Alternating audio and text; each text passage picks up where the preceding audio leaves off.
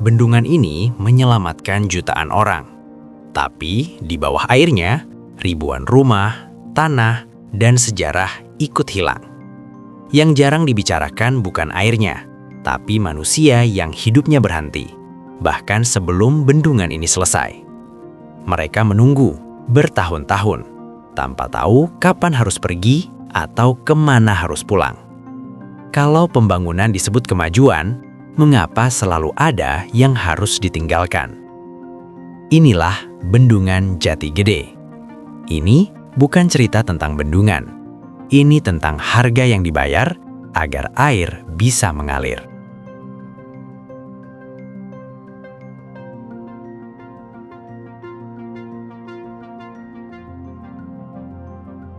Gagasan Bendungan Jati Gede lahir di awal 1960-an.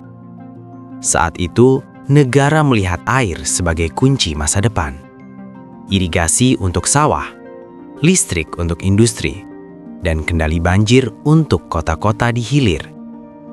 Di atas kertas, Jati Gede tampak seperti jawaban sempurna. Namun, sejak awal, proyek ini bukan hanya soal teknik. Ia menyentuh tanah, rumah, dan kehidupan manusia. Sesuatu yang tak bisa dipindahkan semudah garis di peta. Rencana besar ini berulang kali tertunda. Perubahan politik, pergantian prioritas, dan anggapan bahwa proyek ini terlalu ambisius. Pada 1980-an, Bank Dunia bahkan menarik dukungannya. Bukan karena teknologi, melainkan karena rencana relokasi warga dinilai belum siap. Sejak saat itu, Jati Gede menggantung. Tidak dibatalkan, tapi juga tidak dijalankan. Selama puluhan tahun penundaan itu, warga hidup dalam ketidakpastian. Tanah mereka sudah direncanakan untuk tenggelam, tapi air tak kunjung datang. Bagi negara, waktu berjalan. Bagi warga, waktu justru berhenti. Inilah fase Jati Gede yang jarang dibahas. Ketika sebuah proyek belum dibangun, tapi hidup manusia sudah lebih dulu berubah. Setelah puluhan tahun tertunda, titik balik itu akhirnya datang. Pada 2007, pembangunan fisik Bendungan Jati Gede benar-benar dimulai. Sejak saat itu, tak ada lagi ruang untuk menunggu, dan kehidupan mereka pun berubah drastis.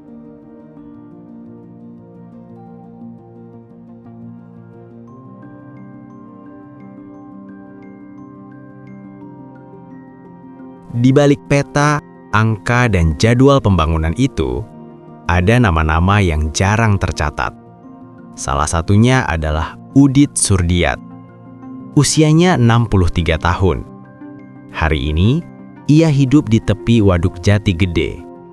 Sebelum ada waduk ini, Udit adalah petani di Sumedang. Sawahnya diwariskan dari ayahnya. Tanah itu bukan sekadar ladang, itu hidupnya. Pada tahun 1984, Udit diminta menandatangani pelepasan tanah. Seperti banyak warga lain, ia mengira proyek ini akan kembali tertunda, seperti sebelumnya. Namun kali ini, rencana itu tidak berhenti di atas kertas. Pembangunan benar-benar berjalan. Sawah Udit harus ditinggalkan. Ia dan keluarganya menerima kompensasi dengan jumlah yang seiring waktu tak cukup untuk membangun hidup baru.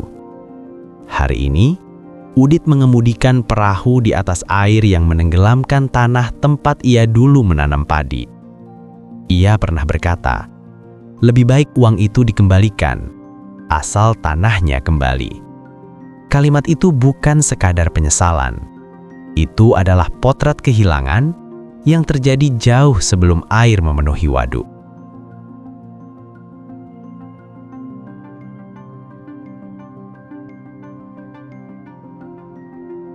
Udit bukanlah satu-satunya. Lebih dari 6.800 keluarga di 17 desa mengalami hal serupa. Mereka tidak hanya pindah tempat tinggal, mereka kehilangan cara hidup. Sebagian mencoba bertahan, bercocok tanam di tanah yang hari ini kering dan besok bisa kembali terendam.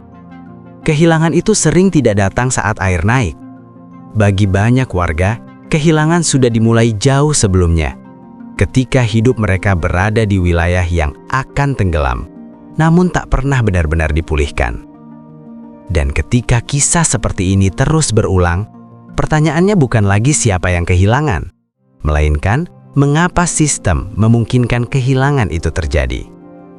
Jawabannya bukan satu kesalahan besar, melainkan rangkaian keputusan kecil yang bagi pembuatnya tampak wajar, namun bagi warga berdampak seumur hidup. Pertama, proyek direncanakan jauh lebih cepat daripada kesiapan manusianya. Puluhan tahun warga hidup dalam status menggantung, ragu memperbaiki rumah, tak berani menanam masa depan di tanah sendiri. Ketika hidup diletakkan di ruang tunggu terlalu lama, yang rusak bukan hanya bangunan, tapi harapan.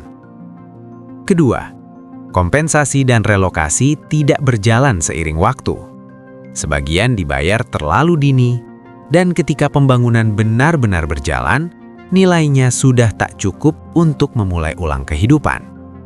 Studi ekonomi pedesaan mencatat, di banyak kasus relokasi Jati Gede, pendapatan warga justru menurun setelah pindah. Bukan karena mereka malas bekerja, tetapi karena kehilangan lahan produktif dan jaringan sosial yang selama ini menopang hidup mereka. Ketiga, pembangunan sering melihat warga sebagai angka, bukan komunitas yang harus dipulihkan. Ketika dukungan pasca relokasi minim, warga dipaksa beradaptasi sendiri di tempat yang asing, tanpa modal, tanpa jaringan, tanpa penyangga. Pola ini terjadi bukan karena warga menolak pembangunan, melainkan karena pembangunan sering datang lebih cepat daripada keadilan sosialnya.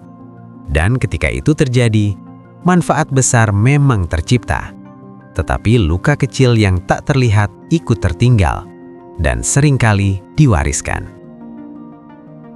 Namun, Jati Gede tidak pernah dirancang untuk menyakiti. Ia lahir dari kecemasan yang nyata tentang air, tentang pangan, tentang masa depan Jawa Barat. Masalahnya, niat baik tidak selalu berjalan rapi di lapangan. Ketika negara melihat angka dan peta, warga melihat rumah, makam, dan ingatan. Dan di titik itulah pembangunan berubah menjadi dilema. Di balik semua kehilangan itu, waduk ini menyimpan lebih dari 900 juta meter kubik air. Air yang sama kini mengalir ke ratusan ribu hektar sawah di Indramayu, Cirebon, hingga Majalengka. Bagi petani, ini berarti satu musim tanam tambahan dan ketahanan pangan yang lebih stabil. Bagi kota-kota di hilir, Jati Gede membantu menahan banjir musiman yang dulu datang tanpa peringatan. Dan melalui pembangkit listrik tenaga air, bendungan ini ikut menyumbang energi bersih ke jaringan Jawa Bali. Manfaatnya nyata. Justru karena itulah pertanyaannya menjadi lebih berat. Apakah manfaat sebesar ini selalu harus dibayar dengan harga setinggi itu? Secara teori, tidak.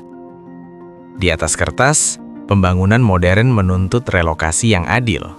Bukan sekedar memindahkan rumah, tetapi memulihkan kehidupan. Namun dalam prakteknya, ketika waktu mendesak, anggaran membengkak, dan tekanan politik meningkat, yang pertama kali dikorbankan bukan beton, bukan jadwal, melainkan suara warga. Masalahnya bukan pada pembangunan. Masalahnya adalah ketika pembangunan berjalan tanpa benar-benar membawa manusia di dalamnya. Jati Gede menunjukkan bahwa manfaat besar memang bisa diciptakan, tapi ia juga mengingatkan bahwa manfaat itu tidak pernah netral. Ketika manusia tidak benar-benar dilihat di dalam pembangunan, harga itu hampir selalu dibayar oleh mereka yang paling sedikit punya pilihan. Mungkin karena pembangunan sering diukur dari apa yang berhasil dibangun, bukan dari siapa yang harus pergi. Kemajuan tercatat di angka, peta, dan laporan. Sementara kehilangan jarang punya ruang untuk dicatat. Dan di sanalah pertanyaan itu kembali. Jika pembangunan disebut kemajuan, Mengapa selalu ada yang harus ditinggalkan?